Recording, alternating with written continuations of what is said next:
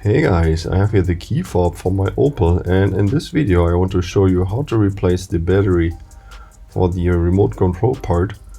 So on the back side of the key fob we have this little cover, and we can remove that by simply prying into this little gap here on the very top. Just with the fingernail, put the fingernail in there and then the top end will pop off this little plastic cover. Now it is still attached here on the bottom part where this little seam is. So we're going to pry the top off just carefully, just to pop off the bottom part. There's like two more hooks here that you can see. Now you can already see here the battery, and it is of type CR2032, and you should be able to find this at any gas station. Now in order to remove the battery, we have to push slightly on it and then slide it down, and that will unhook it from the top end of the battery here. So you see this? Now we can simply use our fingernail here at the top end and pull out the coin cell battery.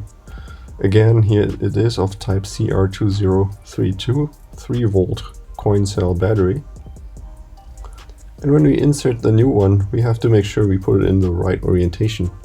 To see one side doesn't have any writing on it, that one goes in first, and the back side, that's where we see here the plus symbol. That's the one that we should still be seeing when we put in the coin cell here. And we have to slide it in first on this one side, so just behind this little plastic pin here. And then we just slightly push it in and it will click into position. It's really easy. We just have to make sure that it is really in position, then we can already reattach the cover. So we start with the bottom end here with those two little hooks, and then press in the top end and the bottom end and make sure that it's firm.